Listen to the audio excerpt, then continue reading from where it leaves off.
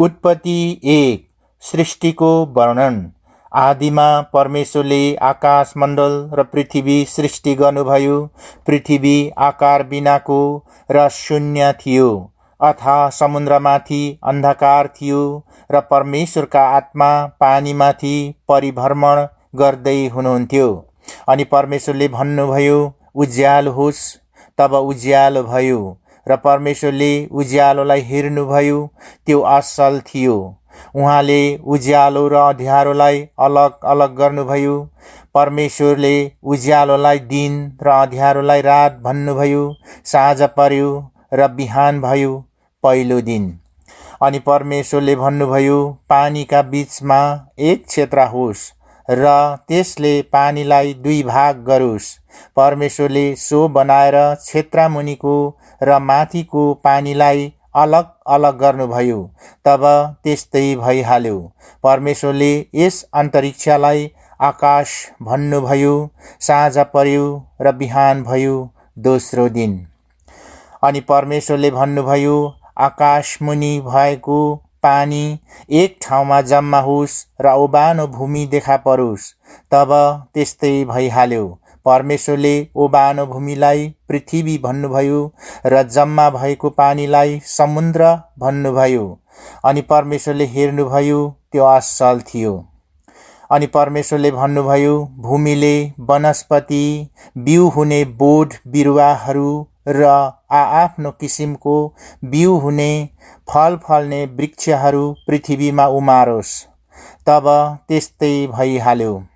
भूमिले वनस्पति, बिउ हुने बोटहरू र आफ्नो किसिमको बिउ हुने फल फल्ने वृक्षहरू उमार्यो। अनि परमेश्वरले हेर्नुभयो, त्यो असल थियो। साँझ पर्यो र बिहान भयो, तेस्रो दिन। अनि परमेश्वरले भन्नुभयो, अन्तरिक्षमा दिन र रात छुट्याउनलाई ज्योतिहरू हौन्। तिनीहरू ऋतुहरू, दिनहरू र वर्षहरू छुट्याउन चिन्हको रूपमा काम गरून् र पृथ्वीमा प्रकाश दिनलाई अन्तरिक्षमा ती ज्योतिहरू हौन्। तब त्यस्तै भइहाल्यो।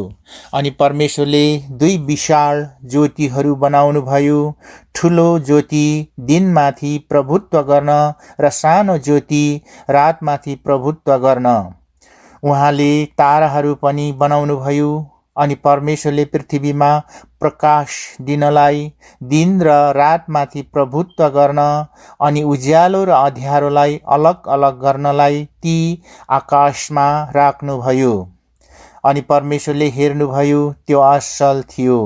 साँझ पर्यो र बिहान भयो, चौथौं दिन। अनि परमेश्वरले भन्नुभयो, पानी जीवित प्राणीहरूले प्रशस्त गरी भरिउन् र पंक्षीहरू चाहिँ पृथ्वीमाथि आकाशमा उडुन्। यसैले समुद्रका विशाल जलचरहरू पानीहरूमा भरिएर चलहल गर्ने किसिम किसिमका सबै जीवित प्राणीहरू र जात जातका पखेटा भएका सबै पंक्षीहरू परमेश्वरले सृष्टि गर्नुभयो। अनि परमेश्वरले हेर्नुभयो, त्यो असल थियो। अनि परमेश्वरले तिनीहरूलाई यसो भनेर आशिष दिनुभयो, फल्दै फुल्दै वृद्धि हुँदै र समुद्रमा भरिँदै जाओ। अनि पंक्षीहरूको पनि पृथ्वीमा वृद्धि हुँदै जाओस्। अनि साँझ पर्यो र बिहान भयो, पाँचौं दिन। अनि परमेश्वरले भन्नुभयो, पृथ्वीले जात जातका जीवित प्राणीहरू अर्थात् जात जातका पाल्तु पशुहरू, घस्रिने जन्तुहरू र जात जातका वन पशुहरू उत्पन्न गरोस्। तब त्यस्तै भयो। परमेश्वरले पृथ्वीका जात जातका वन पशुहरू, जात जातका पाल्तु पशुहरू र जमिनमा घस्रिने जात जातका जन्तुहरू बनाउनुभयो। अनि परमेश्वरले हेर्नुभयो, त्यो असल थियो। अनि परमेश्वरले भन्नुभयो, मानिसलाई आफ्नै स्वरूपमा, हाम्रै प्रतिरूपमा बनाऊ। तिनीहरूले समुद्रका माछाहरू, आकाशका पंक्षीहरू, पाल्तु पशुहरू र जमिनमा चलहल गर्ने सबै जन्तुहरूमाथि अधिकार गरून्। यसै कारण परमेश्वरले मानिसलाई आफ्नै स्वरूपमा सृष्टि गर्नुभयो। परमेश्वरकै प्रतिरूपमा उहाँले तिनलाई सृष्टि गर्नुभयो। नर र नारी नै गरी उहाँले तिनीहरूलाई सृष्टि गर्नुभयो। परमेश्वरले तिनीहरूलाई आशिष दिनुभयो र तिनीहरूलाई भन्नुभयो, फल्दै फुल्दै वृद्धि हुँदै पृथ्वीमा भरिँदै र त्यसलाई आफ्नो वशमा पार्दै जाओ। समुद्रका माछाहरू, आकाशका पंक्षीहरू तथा पृथ्वीका सबै जीवित प्राणीहरूमाथि अधिकार गर। अनि परमेश्वरले भन्नुभयो, हेर, म तिमीहरूलाई पृथ्वीका सबै बिउ उमार्ने बोटहरू र फलमा नै बिउ हुने सबै फलका रुखहरू दिन्छु। ती तिमीहरूलाई आहारको निम्ति हुनेछन्। अनि पृथ्वीको हरेक पशु, आकाशको हरेक पंक्षी र जमिनमा चलहल गर्ने हरेक जन्तु, हरेक प्राणी जसमा जीवन छ, तिनीहरूका आहारको निम्ति म हरिया वनस्पति दिन्छु। तब त्यस्तै भयो। आफूले बनाउनु भएको हरेक कुरा परमेश्वरले हेर्नुभयो। वास्तवमा त्यो साह्रै राम्रो थियो। अनि साँझ पर्यो र बिहान भयो, 6औं दिन। उत्पत्ति 2।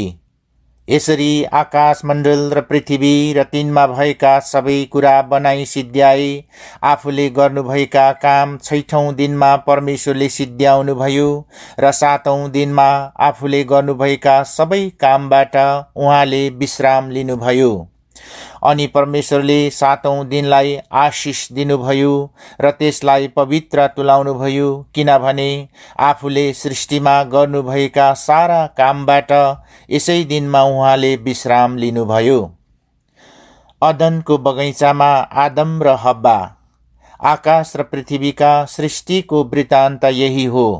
परमप्रभु परमेश्वरले आकाश र पृथ्वी सृष्टि गर्नुभएको दिन भूमिमा एउटै पनि वनस्पति थिएन र भूमिमा कुनै घाँसपात पनि उम्रेको थिएन, किनभने परमप्रभु परमेश्वरले पृथ्वीमा पानी वर्षाउनु भएको थिएन र भूमि खनजोत गर्न कुनै मानिस पनि थिएन। तर पृथ्वीबाट खोलाहरू निस्कि उठेर समस्त भूमिलाई भिज्याउने गर्थे। तब परमप्रभु परमेश्वरले भूमिको माटोबाट मानिस बनाउनुभयो र तिनको नाकमा जीवनको सास फुकिदिनुभयो र मानिस जीवित प्राणी भए।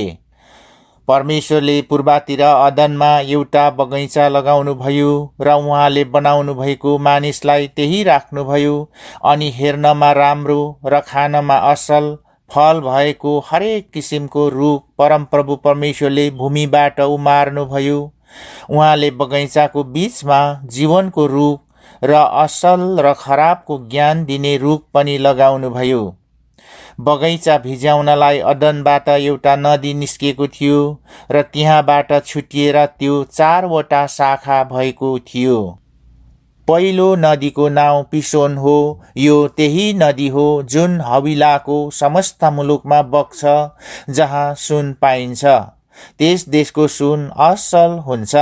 त्यहाँ खोटो र आनिक्सहरू छन्। दोस्रो नदीको नाउँ गियोन हो। कुशको समस्त देशमा बग्ने नदी यही हो। तेस्रो नदीको नाउँ टाइग्रिस हो। यो असुरको पूर्वतिर बग्छ र चौथौं नदी युफ्रेटिस हो। परमप्रभु परमेश्वरले मानिसलाई अदनको बगैँचामा लानुभई त्यसको गोडगाड र हेरचाह गर्न राख्नुभयो। अनि उहाँले मानिसलाई यो आज्ञा दिनुभयो, बगैँचाका सबै रुखका फल तैँले संकोच नमानी खाए हुन्छ, तर असल र खराबको ज्ञान दिने रुखको फल चाहिँ नखानु, किनभने जुन दिन तैँले त्यो खान्छस् त निश्चय नै मर्नेछस्। फेरि परमप्रभु परमेश्वरले भन्नुभयो, मानिस एक्लो रहन असल छैन, म त्यसको निम्ति त्यसलाई सुहाउने एकजना सहयोगी बनाउने छु। परमप्रभुले सबै त वन पशु र आकाशका सबै पंक्षीलाई भूमिबाट बनाएर मानिसले तिनीहरूको के नाउँ राख्दो रहेछ भनी हेर्न तिनीहरूलाई मानिस कहाँ ल्याउनुभयो र मानिसले हरेक प्राणीलाई जे नाउँ दिए त्यही नै त्यसको नाउँ भयो। यसरी मानिसले नै सबै पाल्तु पशु, आकाशका पंक्षी र सबै वन पशुहरूका नाउँ राखे।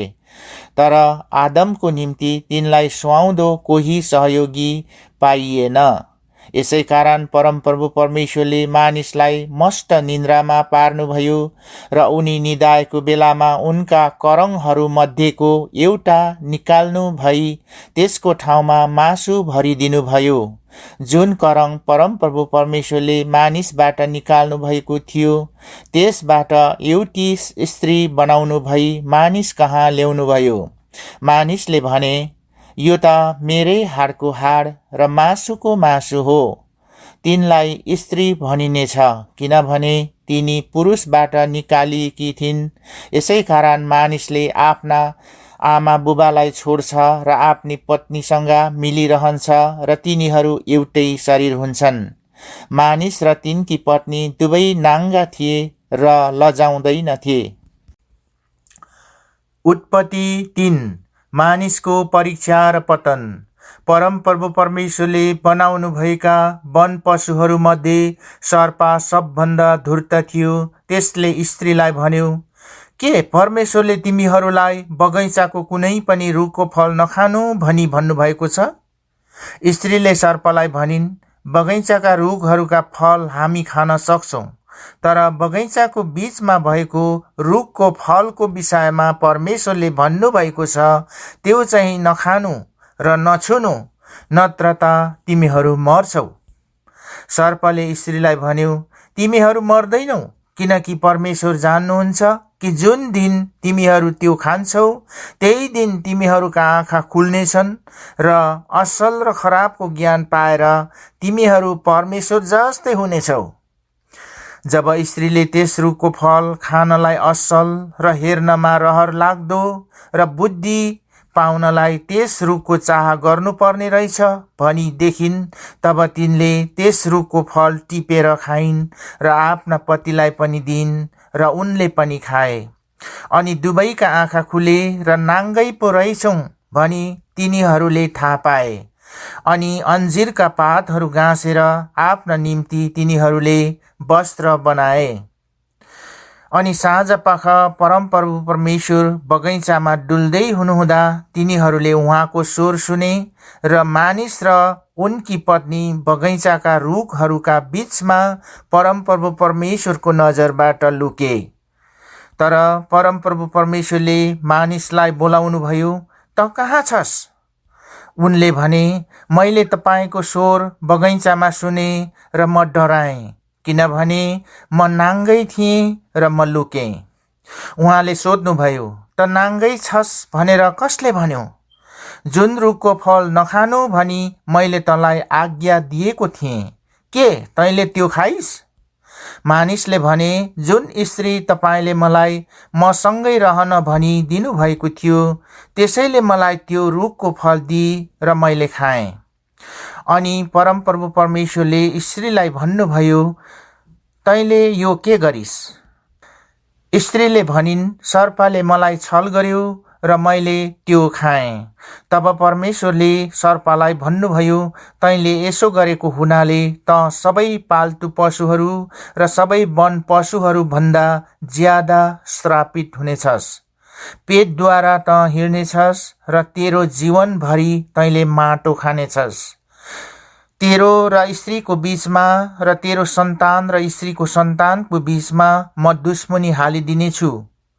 त्यसले तेरो शिर कुच्याउनेछ र तैँले त्यसको कुर्कुचो डस्नेछस्।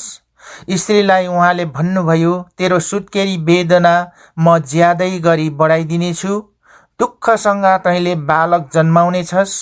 तेरो इच्छा पतितर्फ नै हुनेछ र त्यसले तँलाई अधीनमा राख्नेछ। त्यसपछि आदमलाई उहाँले भन्नुभयो, तैँले तेरी पत्नीको कुरा सुनेर मैले नखानु भनेको रुखको फल खाएको हुनाले भूमि तेरो कारण श्रापित भएको छ। तेरो जीवनभरि दुःखसँग त्यसको उब्जनीले तैँले खानेछस्। त्यसले तेरो निम्ति काँडा र सिउँडीहरू उमार्नेछ र तैँले खेतको सागपात खानेछस्। माटोमा नफर्किन्जेल तेरो निधारको पसिनाले कमाएको भोजन तैँले खानेछस्, किनकि माटैबाट त निकालिएको थिइस्, त माटै होस् र माटैमा फर्किजानेछस्। आदमले आफ्नी पत्नीको नाउँ हब्बा राखे, किनभने सबै जीवितहरूकी आमा तिनी नै हुन्। परमप्रभु परमेश्वरले आदम र तिनकी पत्नीका निम्ति छालाका लुगा बनाई तिनीहरूलाई त लगाइदिनुभयो। तब परमप्रभु परमेश्वरले भन्नुभयो, मानिस हामी जस्तै असल र खराबको ज्ञान जान्ने भएको छ। अब त्यसले जीवनको रुखको फल पनि टिपेर खान नपाओस्, नत्र भने त्यो सधैँभरि जीवित रहला। यसै कारण जुन भूमिबाट उनी बनाएका थिए त्यसैको खेती किसानी गर्न परमप्रभु परमेश्वरले उनलाई अदनको बगैँचाबाट निकालिदिनुभयो। उहाँले मानिसलाई धपाइदिनु भएपछि जीवनको रुखतर्फको बाटो पहरा गर्नलाई उहाँले अदनका बगैँचाको पूर्वपट्टि करूबहरू र चारैतिर घुमिरहने ज्वालामय तरबार राखिदिनुभयो। उत्पत्ति 4। कैन र हाबिल। आफ्नी पत्नीसित आदमको सहवास भयो र तिनी गर्भवती भएर कैनलाई जन्माइन् र भनिन्, परमप्रभुको सहायताले एक पुरुष जन्माए। फेरि तिनले कैनको भाइ हाबिललाई जन्माइन्। हाबिल भेडा गोठाला भए र कैन चाहिँ भूमिको खेती किसानी गर्ने भए। केही समय बितेपछि कैनले परमप्रभु कहाँ भूमिको उब्जनीबाट केही ल्याए, तर हाबिलले आफ्ना भेडाको बगालबाट पहिले ब्याएका पाठाहरूका बोसे भाग ल्याए। परमप्रभुले हाबिल र तिनको भेटी ग्रहण गर्नुभयो, तर कैन र उनको भेटी ग्रहण गर्नु भएन। यसैले कैन ज्यादै रिसाए र उनको मुख अँध्यारो भयो। तब परमप्रभुले कैनलाई भन्नुभयो, त किन रिसाउँछस्? तेरो मुख किन अँध्यारो छ? यदि तैँले जे ठिक छ त्यो गरिस् भने त ग्रहण योग्य हुँदैनस् र? तर यदि तैँले ठिक काम गरिनस् भने त पाप तेरो ढोकैमा ढुकिबस्छ। त्यसको इच्छा तँ प्रति हुन्छ, तर तैँले त्यसलाई अधीन गर्नै पर्छ। कैनले आफ्ना भाइ हाबिललाई भने, जाउँ हामी बाहिर खेतमा जाउँ। अनि जब तिनीहरू खेतमा थिए, तब कैनले आफ्ना भाइ हाबिलमाथि आक्रमण गरेर तिनलाई मारे। तब परमप्रभुले कैनलाई सोध्नुभयो, तेरो भाइ हाबिल कहाँ छ? तिनले भने, मलाई थाहा छैन। के म मेरो भाइको गोठाला हुँ र? परमप्रभुले भन्नुभयो, यो तैँले के गरिस्? तेरो भाइको रगतले भूमिबाट मलाई दुहाई दिइरहेछ। त अब श्रापित भएर यस भूमिबाट खेदिएको छस्, जसले तेरो भाइको रगत तेरो हातबाट लिनलाई आफ्नो मुख उघार्यो। तैँले भूमिको खेती गर्दा अब उपरन्त त्यसले तँलाई आफ्नो उब्जनी दिने छैन। त पृथ्वीमा एक बिना चैनको डुलुवा हुनेछस्। कैनले परमप्रभुलाई भने, मैले सहनै नसक्ने कडा दण्ड मलाई भयो। हेर्नुहोस्, आज तपाईँले मलाई यस भूमिबाट निकालिदिनुहुन्छ र तपाईँको उपस्थितिबाट मैले लुक्नु पर्नेछ। म पृथ्वीमा बिना चैनको डुलुवा हुनेछु र मलाई फेला पार्ने जोसुकैले पनि मलाई मार्नेछ। तर परमप्रभुले तिनलाई भन्नुभयो, त्यसो होइन। जसले कैनलाई मार्छ त्यससित 7 गुणा बदला लिइनेछ। अनि कैनलाई कसैले फेला पारेर नमारोस् भनी परमप्रभुले तिनीमाथि एउटा चिन्ह लगाइदिनुभयो। तब कैन परमप्रभुको उपस्थितिबाट निस्केर अदनको पूर्वपट्टि भएको नोट भन्ने देशमा बस्न लागे। आफ्नी पत्नीसित कैनको सहवास भयो र गर्भवती भएर तिनले हनोकलाई जन्माइन्। कैनले एउटा सहर बनाएर आफ्नो छोराकै नाउँमा त्यस सहरको नाउँ पनि हनोक राखे। हनोकबाट इरादको जन्म भयो। इरादबाट महुयालको जन्म भयो। महुयालबाट मतुस्यालको जन्म भयो। मतुस्यालबाट लेमेखको जन्म भयो। लेमेखले 2 जना पत्नी ल्याए। एउटीको नाउँ आदा र अर्कीको सिल्ला थियो। आदाले याबललाई जन्माइन्। उनी पालमा बस्नेहरू र पशु पाल्नेहरूका पुर्खा थिए। उनका भाइको नाउँ युबाल हो। उनी चाहिँ बीणा र बाँसुरी बजाउनेहरू सबैका पुर्खा थिए। सिल्लाले टुबल कैनलाई जन्माइन्। उनी सबै किसिमका काँसो र फलामका हतियारहरू बनाउँथे। टुबल कैनकी बहिनी नामा थिइन्। लेमेकले आफ्ना पत्नीहरूलाई भने, ए आदा र सिल्ला, मेरा कुरा सुन। ए लेमेकका पत्नी हो, मैले भनेका कुरामा ध्यान दिएर सुन। किनभने मलाई चोट लाउने मानिसलाई मैले मारेको छु, मलाई घाइते बनाउने जवान मानिसलाई। यदि कैनको बदला 7 गुणा लिइन्छ भने लेमेकको चाहिँ 77 गुणा लिइनेछ। फेरि आफ्नी पत्नीसित आदमको सहवास भयो र तिनले 1 जना छोरो जन्माइन् र तिनको नाउँ येशो भनेर सेत राखिन्। कैनले मारेको हाबिलको सट्टामा परमेश्वरले 1 जना अर्को बालक मलाई दिनुभयो। सेतको पनि 1 जना छोरो भयो र उनको नाउँ एनोस राखियो। त्यस समयदेखि मानिसले परमप्रभुका नाउँको पुकारा गर्न सुरु गरे। उत्पत्ति 5 आदमदेखि नोआसम्मको वंशावली। आदमको लिखित वंश विवरण यही हो। परमेश्वरले मानिसलाई सृष्टि गर्नुहुँदा उहाँले उनलाई आफ्नै स्वरूपमा बनाउनुभयो। उहाँले तिनीहरूलाई नर र नारी गरी सृष्टि गर्नुभयो। तिनीहरूको सृष्टि भएको दिन उहाँले तिनीहरूलाई आशिष दिनुभयो र मानिस नाउँ दिनुभयो। आदमको उमेर 130 वर्षको हुँदा उनको आफ्नै प्रतिरूपमा एउटा छोरो जन्म्यो। उनले त्यसको नाउँ सेत राखे। सेतको जन्म भएपछि आदम 800 वर्षसम्म बाँचे र उनका अरू छोराछोरीहरू जन्मे। आदमको जम्मा उमेर 930 वर्ष भएको थियो अनि तिनी मरे। सेतको वंश। सेतको उमेर 105 वर्षको हुँदा उनको छोरो एनोस जन्म्यो। एनोस जन्मेपछि सेत 807 वर्षसम्म बाँचे। उनका अरू छोराछोरीहरू जन्मे।